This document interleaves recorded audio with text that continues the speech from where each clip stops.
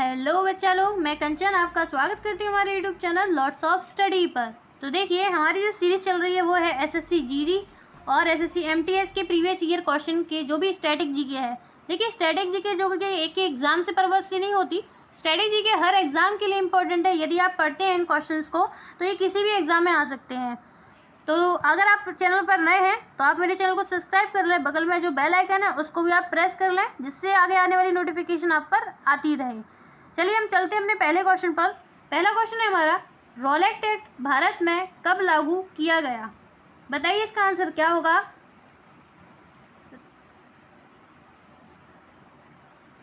तो देखिए, इसका जो आंसर है वो हो जाएगा सी 1919। हो रोलेट एक्ट कौन लाया था ये हमें जानना जरूरी है। कुछ इसके इंटरेस्टिंग फैक्ट हैं जो और भी जो होते हैं, जो कि हम एग्जाम हमसे पूछ लिए जाते हैं कि रोलेट एक्ट के दौरान जो घटनाएं हुई वो क्यों हुई, क्यों, कौन सा कांड हुआ था रोलेट एक्ट के कारण। तो बहुत सी चीज़ें होती हैं, इससे जुड़ी हुई क्वेश्चन आ जाते हैं। अब देखिए, रोलेट एक्ट जो है 1919, डेट है इसकी 19 मार्च में, और 1919 में ये रोलेट एक्ट हमारे भारत में लाया गया था। जिसमें क्या था कि जो ब्रिटिश था उनको अधिकार मिल गया था, कोई भी यदि उनके खिलाफ विरोध करता है तो उस विरोध के लिए वो उस आदमी को बिना बताए, उसका जो कोई जुर्म है उसको भी बिना बताए उसको उठा के जेल में डाल देना, उसके ऊपर कार्रवाई करना। ये था रोलेट एक्ट। यानी कि हमारे भारत में हो रहे विद्रोह को दबाना उनका मेन काम था रोलेट एक्ट के जरिए, जिसके कारण उन्होंने इसके चलते उन्होंने सैफुद्दीन कुचलू और सतपाल जी को उन्होंने गिरफ्तार कर लिया। इसी के रोलेट एक्ट के चलते हुए वो विरोध कर रहे थे, इस कारण उन्होंने उनको जेल में बंद कर दिया। जिसके चलते जलियांवाला बाग में शांतिपूर्ण हमारे जो भारतीय लोग थे आंदोलन कर रहे थे, जहाँ पर जनरल ओ डायर ने आकर वहाँ पर काफ़ी निर्दयी तरीके से गोलियां चलवाई, जिससे कि हमारे कई भारतीय वहाँ पर मारे गए। ये जो था जलियांवाला कांड, वो कहीं ना कहीं रोलेट एक्ट से ही रिलेटेड है।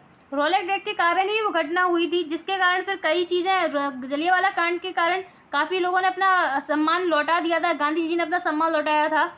ऐसी काफ़ी घटनाएं हुई रोलेट एक्ट से रिलेटेड। यदि आपने नहीं पढ़ी है तो आप जाके पढ़िए, और मैं चैनल से जुड़े रहिए, जिससे मैं इंटरेस्टिंग फैक्ट इससे और भी लाती रहूँगी। अब हम अपने एग्जाम सेकेंड क्वेश्चन पर चलते हैं। सेकंड है, किस गवर्नर जनरल ने सती प्रथा को खत्म किया था? तो बताइए इसका आंसर क्या होगा।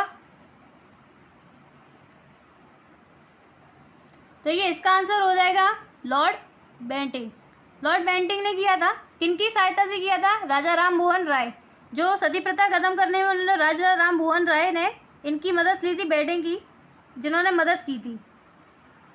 अब हम बारी बारी से इन सबके बारे में पढ़ लेते हैं। देखिए, इसमें और इंटरेस्टिंग फैक्ट पढ़ते हैं। जैसे हमें है लॉर्ड डलहौजी। लॉर्ड डलहौजी ने क्या किया था हमारे भारत में? तो लॉर्ड डलहौजी ने जो हमारे हड़प नीति है वो इन्हीं से संबंधित है। इन्हीं ने हमारे भारत में हड़प नीति चलाई थी। और क्या किया था? डलहौजी ने हमारे भारत में 1853 में रेल यात्रा स्टार्ट की। कहाँ से लेके? बम्बई से लेके थाने तक की पहली यात्रा इन्होंने स्टार्ट कराई। इसी तरह जो इंपॉर्टेंट फैक्ट है हम याद करते चलेंगे। अगले क्वेश्चन पर चलते हैं हम।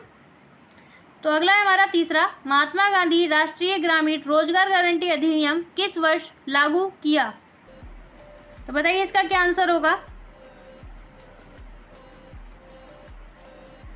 देखिए, इसका आंसर हो जाएगा ए 2005। देखिए, इसमें एक क्वेश्चन और पूछा जाता है कि नरेगा जो था वो मनरेगा कब बना? पहले ही क्या नाम था इसका? नरेगा, फिर ये बन गया मनरेगा। किस सन में बना? तो मनरेगा जो पूरा नाम है वो पड़ा इसका 2009 में। अब महात्मा गांधी जी जुड़ा है तो इसलिए कब हुआ 2 अक्टूबर 2009 को इसका पूरा नाम बदल के क्या कर दिया गया? मनरेगा कर दिया गया, महात्मा गांधी राष्ट्रीय ग्रामीण रोजगार गारंटी अधिनियम। देखिए, 2005 में ये लागू तो हो गया था, लेकिन इसमें काम जो होता है, एक्ट कब लग जाता है, लागू हो जाता है, लेकिन एक बार के लिए काम कब स्टार्ट होता है? तो काम स्टार्ट हुआ था इसका कब? 2006 में। 2006 में इसका काम स्टार्ट हुआ था। ये पहले कितने जिलों में? 200 जिलों में लिया गया था, 200 जिलों में लगाया गया था कि काम किया जाएगा इस पर। जिसके बाद इन संख्याओं को बढ़ाकर कितने जिले कर दिए गए? 614 जिले बढ़ाकर इसमें कर दिए गए। तो इसके एक्स्ट्रा फैक्ट आप याद रखिए। एक्स्ट्रा फैक्ट जो कि इंपॉर्टेंट है, एग्जाम में आ जाते हैं कभी कभी, कि मनरेगा कब बना ये, और ये कब जब लागू हुआ उसके बाद काम करना कब योजना ने स्टार्ट किया, तो वह भी पूछ लिया जाता है। चलिए हम अपने अगले क्वेश्चन पर चलते हैं। निम्न में से किसको अचल संपत्ति के रूप में वर्गीकृत नहीं किया जाता? बताइए इसमें से क्या आंसर हो जाएगा इसका। तो देखिए इसका आंसर हो जाएगा कच्चा माल, बी ऑप्शन हो जाएगा बी। चलिए हम आगे चलते हैं। आगे हमारा नोबेल पुरस्कार निम्न में से किस क्षेत्र में नहीं दिया जाता? तो बताइए इसमें से किस क्षेत्र में नोबेल पुरस्कार नहीं दिया जाता? तो देखिए इसका ऑप्शन हो जाएगा सी, जीव विज्ञान में नोबेल पुरस्कार नहीं दिया जाता। भौतिक में दिया जाता है, रासायनिक में दिया जाता है, साहित्य में दिया जाता है और मेडिसिन इसमें भी दिया जाता है। अब देखिए नोबेल पुरस्कार की शुरुआत कब से हुई देना? तो नोबेल पुरस्कार की शुरुआत हुई थी 1901 से। 1901 में किसने शुरुआत की थी पुरस्कारों की? अल्फ्रेड बर्नहार्ड ने इनकी स्टार्टिंग की थी, शुरुआत करी थी क्षेत्र में देने की। तब हमारे जो क्षेत्र थे कहाँ पर की थी ये स्टार्टिंग? स्टॉकहोम से स्टार्टिंग की थी इसको नोबेल पुरस्कार को देने की। इससे रिलेटेड और भी जो क्वेश्चन है जैसे कि किस जगह दिया जाता है, किन किन भागों में ये दिया जाता है।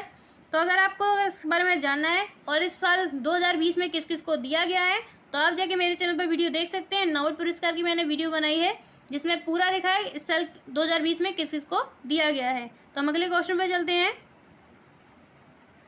अगला क्वेश्चन है हमारा, निम्न में से कौन सा अधिकार 1978 से एक मौलिक अधिकार नहीं है? तो बताइए इसमें से क्या होगा? तो देखिए इसका ऑप्शन हो जाएगा बी, संपत्ति का अधिकार। देखिए स्वतंत्रता का अधिकार तो आज भी है, समानता का अधिकार भी है और संवैधानिक उपचार का भी अधिकार आज भी है। क्या नहीं है? संपत्ति का अधिकार। तो ये 1978 में इसको हटा दिया गया था मौलिक अधिकार से हमारे। अगले क्वेश्चन पे चलते हैं। तो देखिए अगला क्वेश्चन है, किसके प्रधानमंत्रित्व काल में राष्ट्रीय स्तर पर भारत की पहली गठबंधन सरकार का गठन किया गया था? तो बताइए इसमें से क्या ऑप्शन हो जाएगा? तो देखिए इसमें से जो आंसर हो जाएगा वो हो जाएगा ए, मोरारजी देसाई। जो ये थे वो कांग्रेस से थे नहीं, कांग्रेस के अलावा उन्होंने अलग से सरकार बना के अपना गठबंधन बनाकर वो प्रधानमंत्री बने थे उस टाइम पर। देखिए मोरारजी देसाई कब से कब तक रहे प्रधानमंत्री? तो ये रहे 1977 से 1979 तक, 2 साल तक रहे। इसके बाद इनकी सरकार पलट गई और कौन आ गई? फिर इंदिरा गांधी आ गई। आगे है क्या हमारा? चौधरी चरण सिंह। तो चौधरी चरण सिंह कब तक रहे थे हमारे? तो इनका जो टेन्योर था वो था 1979 से लेकर 1980 तक इनका टेन्योर ये रहा था। इसके बाद है चंद्रशेखर जी का कब तक टेन्योर रहा था प्रधानमंत्री का? 1990 से लेकर 1991 तक। 1 साल का इनका रहा वीपी सिंह का रहा था हमारा 1989 से 1990 तक। तो ये इनका टेन्योर रहा था प्रधानमंत्री बनने का। अगले क्वेश्चन पे चलते हैं। अगला क्वेश्चन है हमारा, निम्न में से कौन सी रबी की फसल नहीं है? तो बताइए इसमें से क्या ऑप्शन होगा? तो देखिए इसका आंसर क्या हो जाएगा? ऑप्शन नंबर डी, मक्का। मक्का कौन सी फसल है? तो ये है खरीफ, ये खरीफ की फसल है। देखिए रबी की फसल कब बोई जाती है?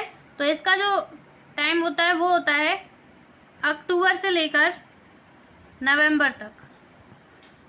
अक्टूबर से लेकर नवंबर तक बोई जाती हैं। फिर काटी कब जाती हैं? मार्च से लेकर अप्रैल, मार्च से लेकर अप्रैल में इसको काटा जाता है। वहीं खरीफ की जो फसलें होती हैं वो कब बोई जाती हैं? वो जून से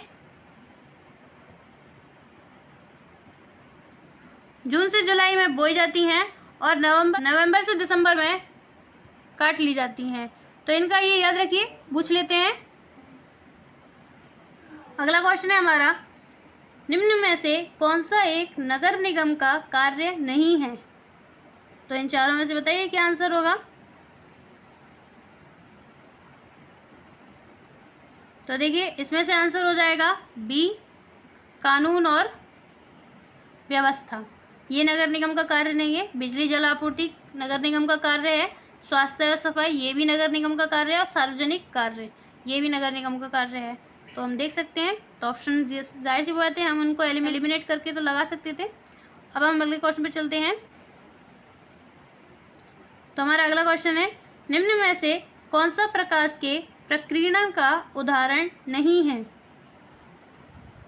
बताइए इसमें से क्या आंसर होगा। नहीं है पूछा है।